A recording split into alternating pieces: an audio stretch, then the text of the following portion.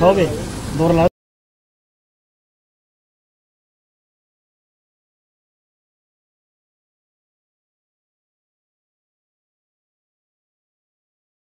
Biz bunlar seçime girmeden önce benden bir talepler vardı. Sayın Muhtarım, biz özellikle pazarımızın tekrar gelmesini istiyoruz diye demişlerdi. Büyük bir yoğun bir özellikle bayan ablalarımızdan, kardeşlerimizden bir talep vardı. Baktık çok yoğun talep var. Muhtarım bak biz artık muhtarlığı kazandın. Yaklaşık 20 küsur gün oldu. Hatta pazarımız gelmedi. Ramazan yaklaşıyor. Pazarımızın artık bir an önce gelmesi için büyük bir yoğun baskı olunca biz de internet üzerinden kendi sosyal medya üzerinden Facebook hesabımızdan, Instagram hesabımızdan bir anket yapalım dedik. Turgutlues Mahallesi sakinleri ne istiyor acaba? Fikirlerini alalım dedik biz.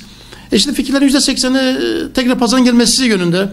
Burada geçen vatandaşlarımız, özellikle ablalarımız muhtarlığa hem hayırlı olsuna geliyorlar bizlere, hem de pazarımızın akıbetini soruyorlar. Ne oldu, gelecek mi falan, gelmeyecek mi diye. Saat 6'da pazarın kurulması, pazar günü vatandaşın istirahat günü olduğu için biraz sıkıntı yaratıyor.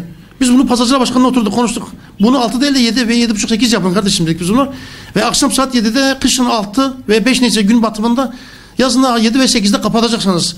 Ve her pazarcı esnafı kendine mutlaka kendi gittikten sonra molozunu, pisliğini alıp çöp kutusuna koyacaksa, bir güzel bir şekilde intizam olacaksa, düzen olacaksa ve Adıyaman Belediyesi zabıtaları pazar günü pazarın içerisinde denetim yapacaklarsa, vatandaşımızın daha huzurlu, rahat bir şekilde pazarlarını yapmalarını sağlayacaklarsa biz de bu oluşuma evet diyeceğiz. Bizim Turgut Reis'teki pazarımızın pazarcı olarak hepimizin kalesi olduğunu başta dile getireyim. Çünkü şehir merkezinde pazar gününe de olduğu için, pazar günde pazar kurulduğu için çok güzel bir pazarımızda, kalemizde, pazar yerlerimiz değiştikçe benim esnafım şu anda 5 aydır hiçbir kazanç elde etmemiştir. Zararla çalışıyorlar. Mahallelilerin, vatandaşlarımızın duyarlı olduğu için muhtarlara, belediyelere, bize müracaat ettiler. Biz de gereken mercilere gittik.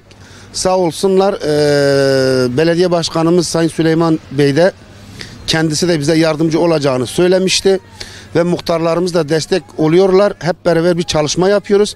Tekrar pazarlarımızın eski düzene çevirmesine çalışmaya başladık. Allah'ın izniyle en kısa zamanda eski seviyelere getireceğiz.